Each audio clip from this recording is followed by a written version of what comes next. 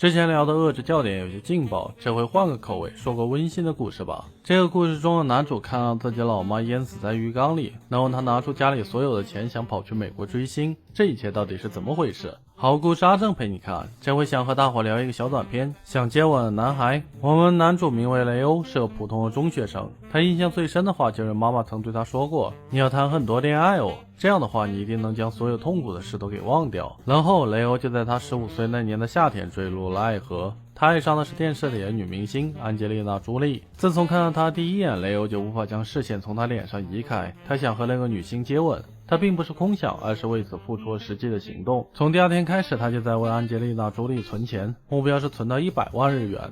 等存到钱后，他就要飞去美国，打算住在好莱坞，然后找机会接近安吉丽娜·朱莉，看看能不能跟她打好关系，最后拜托她跟自己接吻。男孩的目标很明确，意志也很坚定。1年后，他成功存到了89万。按这个速度，下个月就能去美国了。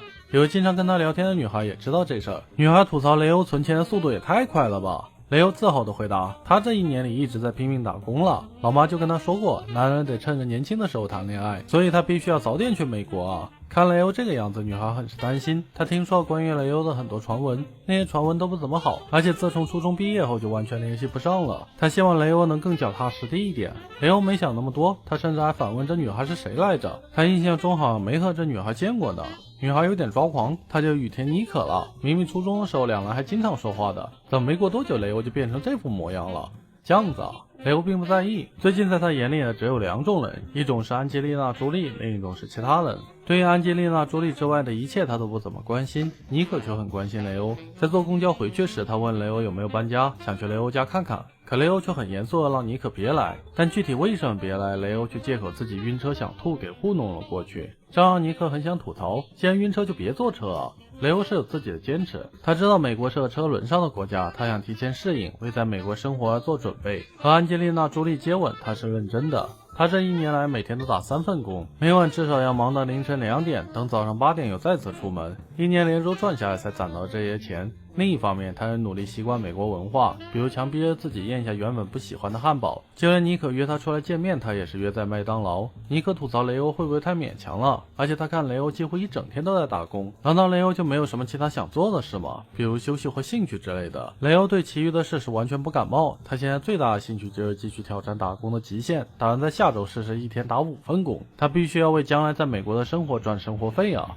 妮可建议雷欧最好还是休息下，可以试着买个摩托出去兜兜风嘛。关于钱的事，在去美国之前也可以去行政机关试试，毕竟按雷欧的情况，说不定能拿到补助金哦。自己的情况，这句话突然刺到雷欧的心，他借口吃不惯汉堡想吐，赶紧去了趟厕所避开这个话题。在回去的路上，妮可想继续跟他说话，但雷欧依然3句话不离安吉丽娜·朱莉。他还聊到，如果要和安吉丽娜接吻的话，布拉德·皮特或许是个阻碍，不过应该问题不大，毕竟这2人都已经离婚了。他老妈结过4次婚，所以他知道作为前任就是在自己的世界中彻底消失的人。妮可默默听着雷欧说了一路，等雷欧到站要下车的时候，他想去雷欧家给雷欧做点吃的，毕竟雷欧刚才把汉堡都吐掉了，这会也什么都没吃，后面又要继续去打工。他担心雷欧这样下去身体会垮掉的，可雷欧却依然强硬拒绝了。他不希望妮可来他家，他表示自己没事的，他觉得这点障碍不过是一点小事罢了。他可是要和安吉丽娜·朱莉接吻的男人啊，可不能就这样止步于此。他目标眼看就要实现了，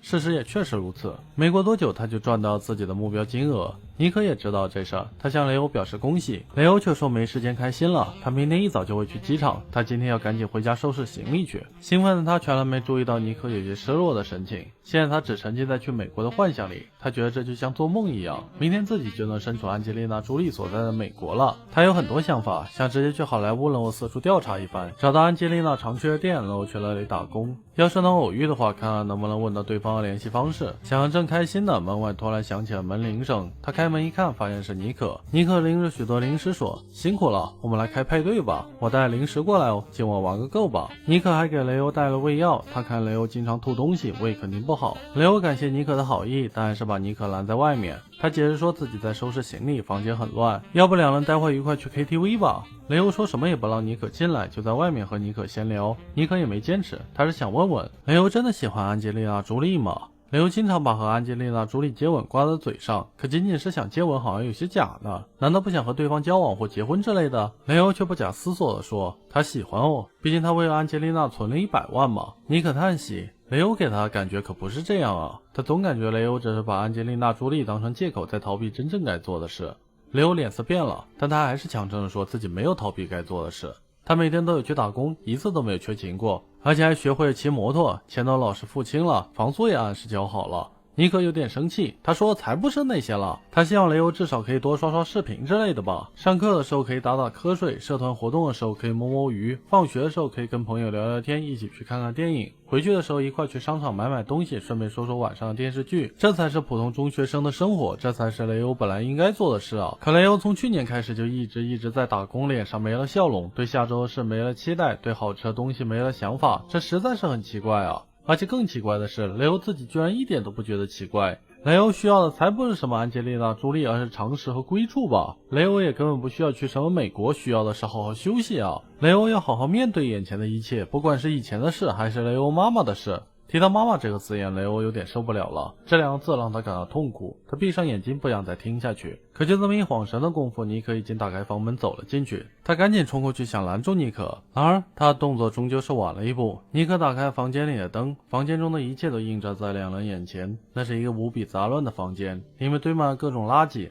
而埋在这堆垃圾中的是一盒骨灰以及一张遗照。这刺眼的场景将雷欧拉回了现实，他没法再继续逃避下去。他又有一种强烈的反胃冲动，只能赶紧去下厕所。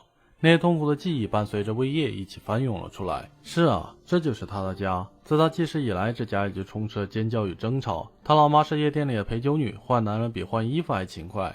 他能成为爸爸的男人就有4个，可那几个爸爸最后都因为老妈不欢而散。雷欧从小就没得到过父母的关爱，甚至连学校里的餐费妈妈都没为他掏过。结果他在学校里整了分到发霉的饭菜，经常吃完就吐。他还因此得了厌食症，吃任何东西都会习惯性的呕吐。之前说的晕车和讨厌吃汉堡不过是借口，呕吐才是他真正的日常。他老妈把这一切都看在眼里，但并没有放在心上。老妈有事没事就拿他当出气筒，心里不爽就打一顿，半夜毫无理由就把他拎出来骂一通，有时候还会让陌生的男人睡在他床上。他确实是说过让雷欧趁年轻多谈恋爱，但语气中却带着讥讽，因为后面还加了一句反正雷欧也做不成什么大事。然而即便老妈再不称职，她也是雷欧唯一的老妈。雷欧只能骗自己一切都好。他把家中的争吵称之为热闹和快活，对老妈的话也只记住了前半句多谈恋爱，把后半句的讥讽抛之脑后。这样骗一骗自己，生活确实轻松了许多。就连他喜欢的妹子妮可要忙着准备中考，没时间搭理自己，就连要做他第5个爸爸的人突然遭遇意外死掉了，他也不觉得日子很糟糕。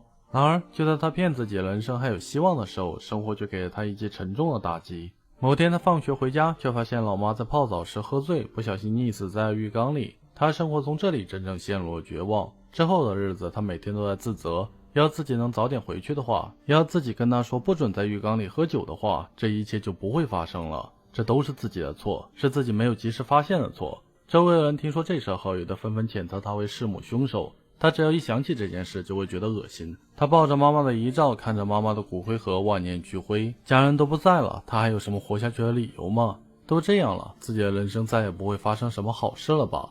可就在他这么想的时候，电视里正放着安吉丽娜·朱莉的电影。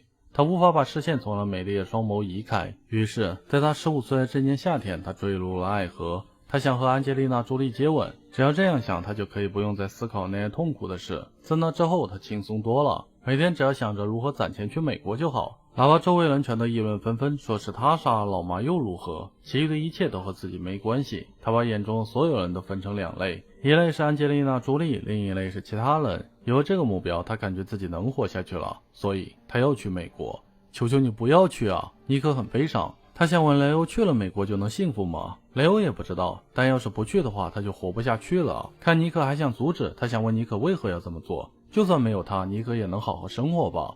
尼克很直白地回答，当然是因为喜欢你啊，虽然是我的一厢情愿，但因为喜欢所以才想和你在一起。我希望你能笑出来。那个时候也是，那个时候我要是答应你就好了。尼克想起在初3快毕业的时候，雷欧曾邀他一块去市中心新建的影院看电影，但因为路程太远，他忙着准备中考就拒绝了。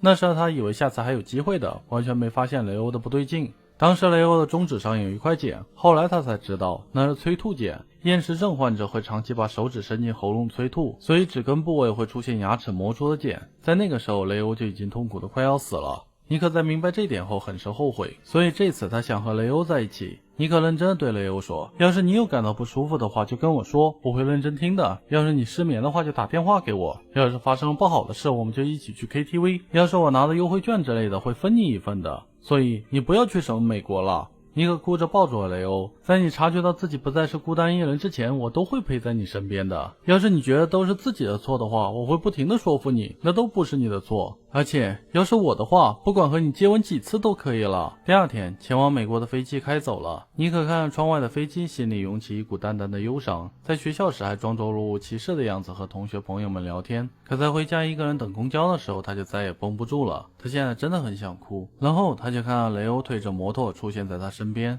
尼克一下还没反应过来，这咋回事？雷欧跑去偷车了？不是啦，雷欧很想吐槽，为啥尼克第一反应会是这个？这是他买的，虽然是二手，但也能骑。之前尼克不是建议他可以骑着摩托车出去兜风吗？他觉得那主意也不错，今天就去二手市场买了一辆。不过这些都是小事，他真正想说的是，昨天谢谢你了，我很高兴，所以我想给你回礼，我们做这个一起去看电影吧。不过我骑得还不熟，没法带人，等下个月练熟了再带你一起去吧。尼克呆着半晌，他想问雷欧不去好莱坞了吗？雷欧笑了笑，去商场就行了，那里就有安吉丽娜·朱莉的电影。尼克眼泪流了下来，他边哭边说太好了。